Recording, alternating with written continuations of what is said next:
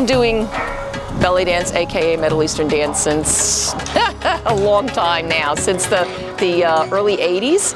And I think the best change I've seen is that this dance has expanded to include all kinds of women, all ages, because I'm not a 20-something anymore, but I still dance and I love this dance. I teach this dance. And so it includes women of all different ages, all different sizes. When I first started, the whole concept of belly dancing was, you know, the harem scarum, how to belly dance for your husband thing, restaurant work, that was the scope of belly dancing.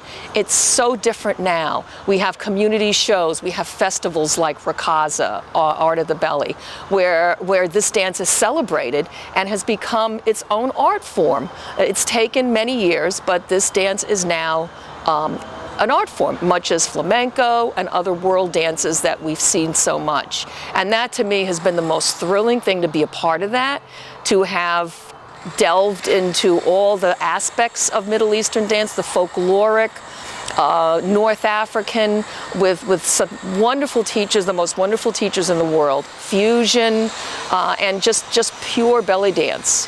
To have gone to Egypt and to have studied with some of the greatest masters like Mahmoud Reda, Sahara, Dalia Karela, Morocco, and Ibrahim Farah, of course. I'm so blessed, and I've met the best people in my life through dance. I'm very blessed. To me, the only thing that bothers me, now I love fusion dance. I love seeing American tribal fusion, and all the many manifestations. But it troubles me that in some ways I feel the dance has gotten very far away from basic belly dance. It's turned into almost another aspect of modern dance rather than a representation of another culture. And this to me was always one of the most important things, was you're interpreting the culture of another country. And it's important to realize, even as you're fusing this culture with other things, with modern, with other dance forms, that you retain the respect for that culture. And sometimes I see that disappearing, and I see dance forms that just really have nothing to do with belly dance anymore. And it kind of bugs me that sort of looped in together. I love burlesque for the same reason I love burlesque dancing, but sometimes I see this sort of overlap between burlesque and belly dance. That's no, it's completely two different art forms. Please, let's keep them separate. And I love both. So sometimes I think people just need to kind of step back and take a little scholarly look at the dance, where it's from and where it's going. There is one huge change which I find extremely positive, but I can see how some people can find it negative. And to me, that is pervasive filming, the video recording of everything in dance and belly dance, from beginner performances to star performances. There are many dancers, even stars from the mid-20th century who performed in the 50s, 60s and 70s, of whom we have no recorded movement. Literally, they say they were amazing, and we have pretty pictures and costumes, but we will never know if they were really amazing or not. This is over. This will never happen again in the history of dance. Another thing is this setting straight of the historical record of dance. Again, not to say that this is in every instance, but in many an instance, for a dancer in the olden days, for the dancer to reach the level of a legend, all it took is just to stay long enough in the game. So if you were dancing and teaching and beating your own drum through your middle age and beyond, and people naturally respect age and experience, if you're still in the game at that age, people naturally perceived this dancer as a star. Is she really the best of the best? No, she just stayed in the game long enough that she is perceived as a star and as a legend. When she was within the context of her own generation and dancers of adjacent generations, there were many potentially people who were much more talented than her. But they fell out of the game early. Maybe they got married and had kids and retired. Maybe they gained weight and stopped dancing. Maybe they moved to an area where the dance scene is simply absent. That's it. All those people are gone. The only person who is staying there is our legend, who is not necessarily the best.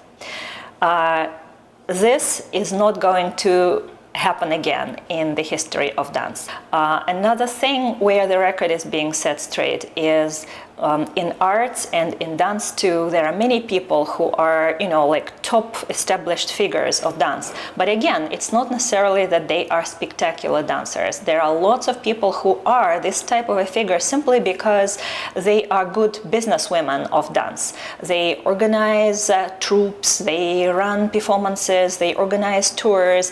Are they spectacular choreographer or mover or dancer or really an inspiring role model? Maybe not necessarily, but they're good at business of exchanging workshops, organizing people around them, touring around, and so on and so forth. If in the olden days the students are a captive audience, their teacher told them, the big star from over there is coming and she'll teach a workshop with us, and the students are there taking that workshop from the big star. Meanwhile, the big star is just simply somebody who exchanged the workshops with their instructor. This is not going to hold water, to fly again. These things are quickly becoming something of the past, because now you can see online through the available video who really is worth being your instructor. And this brings me to another aspect of it, is what it did to studying dance and to the level of dance. Because of the availability of video tools and seeing the best of the best, anytime you want, you can see the best of belly dance and any form of dance online. Because of that, intermediate dancers now are dancing better than the stars of the middle of the 20th century. And this is happening in all arts. This improving and gradual improvement of technique, and the technique getting more and more sophisticated. Not to say that this is all that makes dance. We know it doesn't. But technique definitely is improving. And I would say also expressivity and capacity of dance to be much more evocative.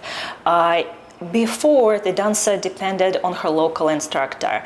Her local instructor may be fantastic, but maybe not inspiring enough for this dancer to make the next step toward a higher level of achievement in dance. Now she can use fantastic video tools, instructional videos widely available, and have virtual teachers from far away, maybe from another continent, who can give her what a local instructor can't. Another thing that she can do is she can be fully aware of the true standards in dance. Again, she doesn't need to see dance only as represented by her local instructors or friends. She can see the best stars in the field anytime, day or night. All their performances are available now online. The most positive change that I feel I've seen in belly dance really, I think, is the internet. This vast, deep, rich ocean of resources literally at your fingertips.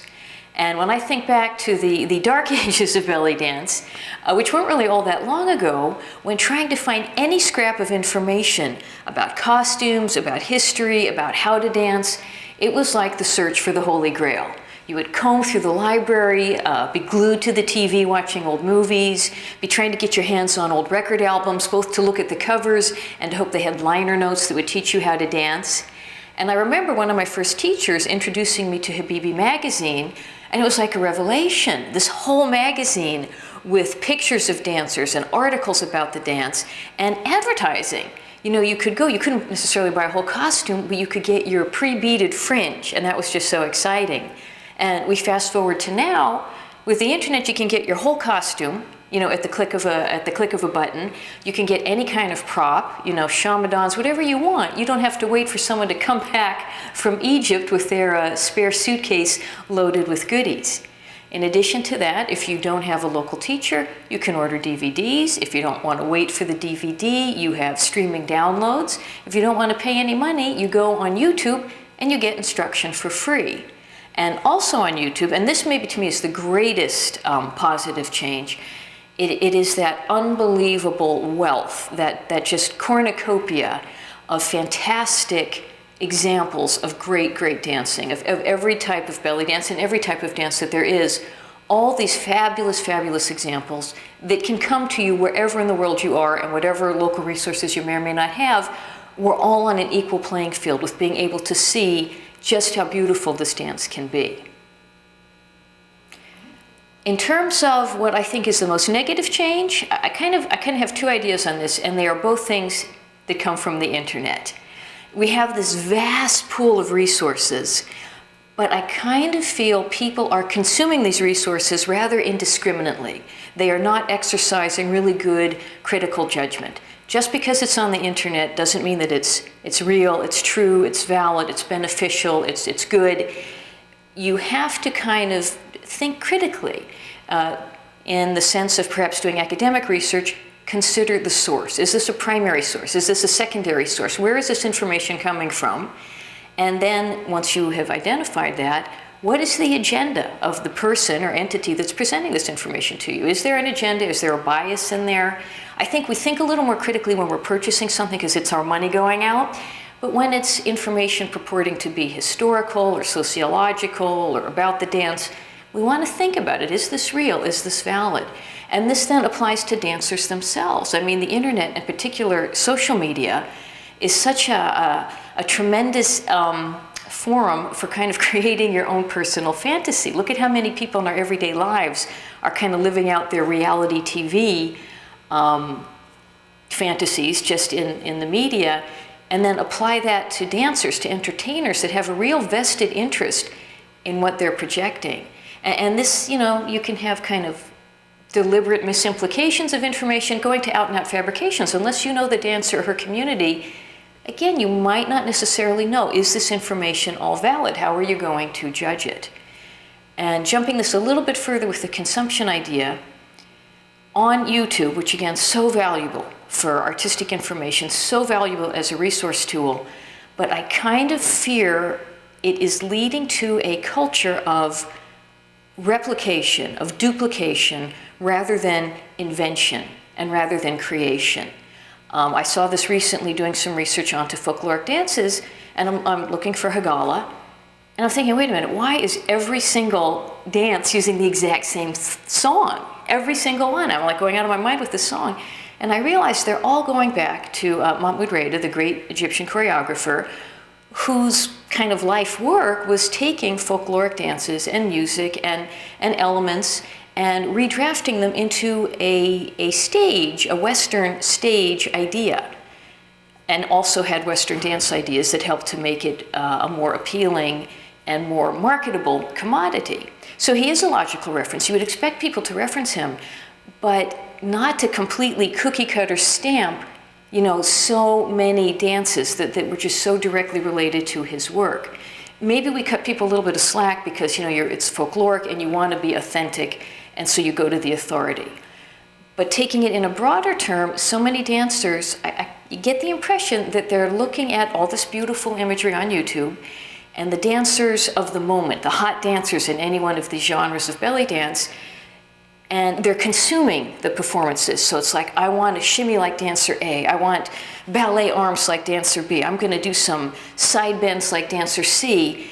And what's happening as you consume all this, we seem to be maybe developing a little bit of a culture of dancers they're kind of like a conglomeration. They're a conglomeration of many parts, but it's not gelling into unique, individual, on-stage personalities. And, back in the day, back in those dark ages, when you had such limited resources and you really had to dwell on it and ponder and work on it, I think an inevitable byproduct was you became more individual. You were more distinctive because you had to be. You had to work it out for yourself. And that, perhaps, to my mind, is the biggest negative. Not that the dancers aren't good, and in some cases, technically, maybe they're even superior because they're seeing so much. There's really no excuse not to see it. But where is that distinctive quality? Where is taking all these resources, taking all this inspiration, but letting your own voice come out and being yourself, even if it's kind of a messy, imperfect you, as opposed to being a copy of someone else.